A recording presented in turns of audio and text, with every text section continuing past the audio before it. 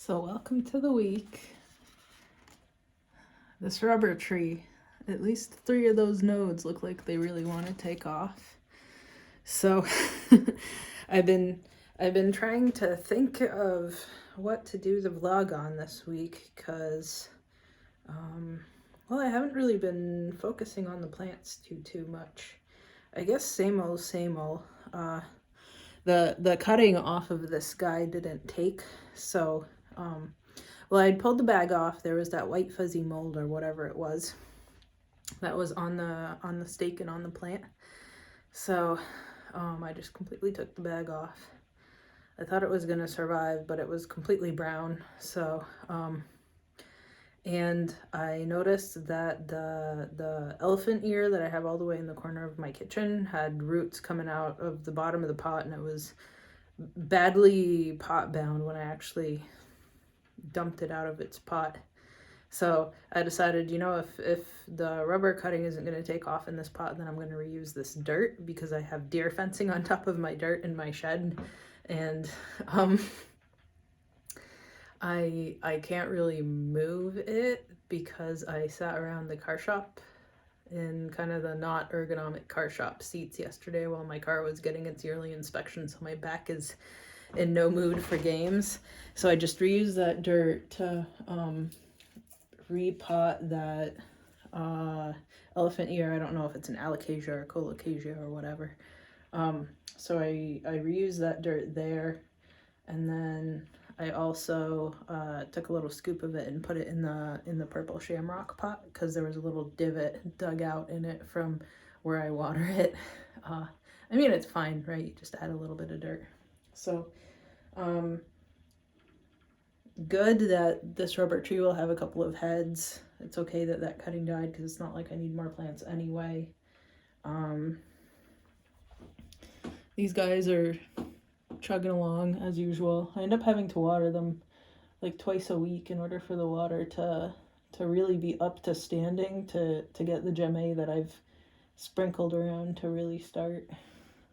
One of them has a nice flower. It's white with pink spots in the center of it. I'm sure not a number will know what it is, but I certainly don't. What else? I trimmed the dead tops of the Scorpioides here, and then sprinkled some more in this pot. Sprinkled some of the gemme around. Maybe I'll have another pot started of it. I'm exhausted. I've been doing so much. I've been busy all weekend long. So yesterday I was sitting around at the car shop waiting for my car to be done. There's always the initial estimate that they give you, right? And then after they pop the hood on it, then they see what else is actually going on. So it ended up being a while. I did wander off to the store because I needed to buy some Tylenol while I was there. And I found some nice acorns on the ground. So of course, as you do, I picked them up. Let me put my elbow somewhere here because my arm is getting tired. So I picked up some acorns, and I hadn't decided if I was just going to feed the squirrels here or if I was going to plant them and grow myself some nice oak trees. But I took the pot that was in the Izumii by Trusmatiensis. There's a bag of Venus flytrap mix. It was sand and peat that was in the cathead pot in there, weighing it down.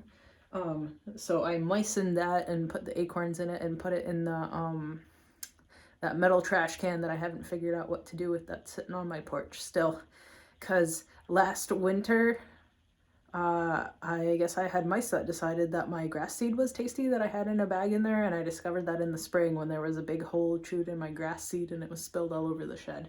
So I don't know if mice would go after acorns in my shed, but I'm not risking it, so I just put them in that bag and put them in the trash bin, and they can do whatever it is that acorns do over the winter time, and then maybe I'll pot them up in pots in the springtime.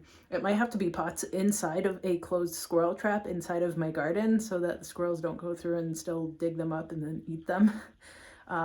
To do like the inverse trap, right? Instead of trapping the squirrels in the smaller trap that is on one side of the trap, trap them on the other side of the trap, which is the rest of the world. What else? I've been thinking, in case I for some reason, I can't manage to save enough money in order to do a septic to sewer conversion in springtime. And I told myself I would call around next month in the new year to figure out costing if it's gone up since the last time I asked about a year and a half ago, seeing as how everything has gone up in the last 6 months, right? Yesterday was my first time at the grocery store in a month and a half, and apparently a dozen and a half eggs is $7 now, and those are not the fancy organic nice freeze range ones. Wow. So right, because I decided that I wasn't going to go grocery shopping until next year, but I wanted to get some more canning supplies while everybody else isn't buying them, to go get another couple packs of small jars for the jams and pickles and stuff that I gave away that I haven't seen the jars back yet. So I checked out the eggs and stuff, my God. So if I can't save up enough money quick enough to do it in the end of March, early April timeframe, like I had hoped, and that's roughly when the new fruit trees would be showing up too, then I did count off how many of those big black pots I have in the garden, maybe like a month ago when I was getting worried about it, and I think I have like twice as many pots as I need to put those trees in pots. So I'm sure the ones that I have already that I've been growing for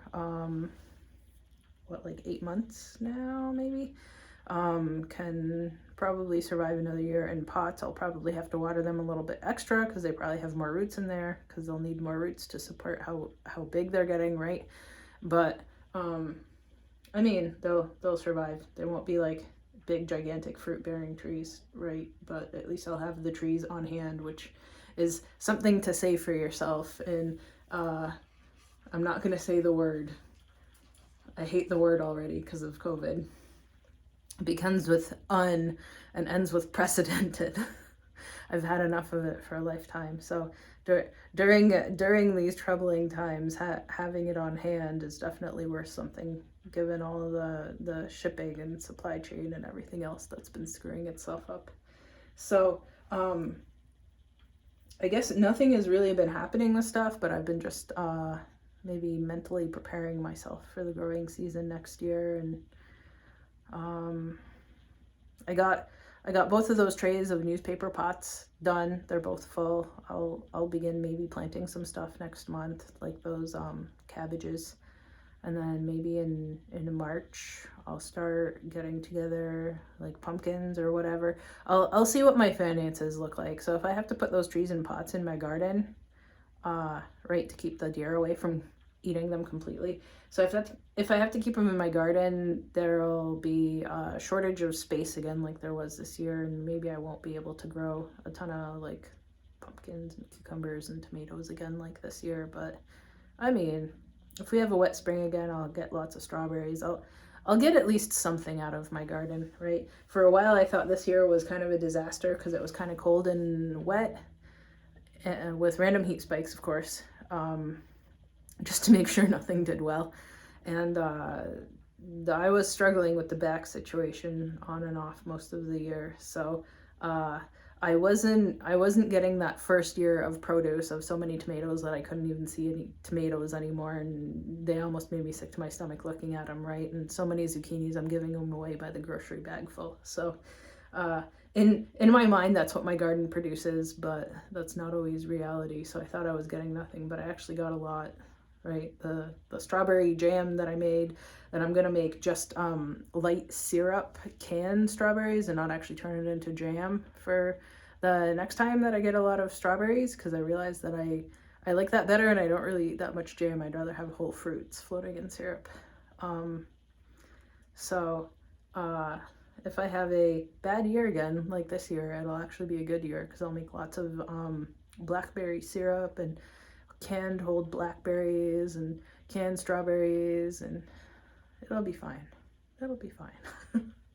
So I was struggling with what to make for this week because I didn't think I had anything to say, because there wasn't really anything happening with the plants or anything. But I mean, thinking through things like how you want to plant and what you want to plant and what happened before, and if you need to change stuff in order to make that happen or not happen again is also part of quote unquote garden labor.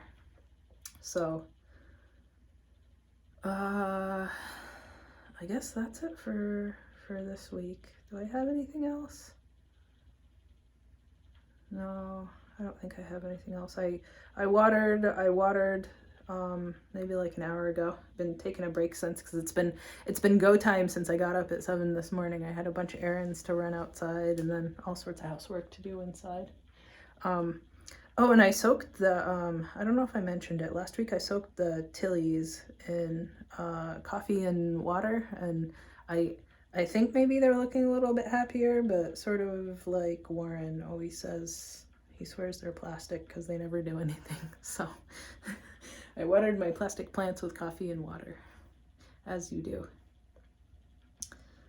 I think that's it. I think that's probably it. Get a nice aerial view of things.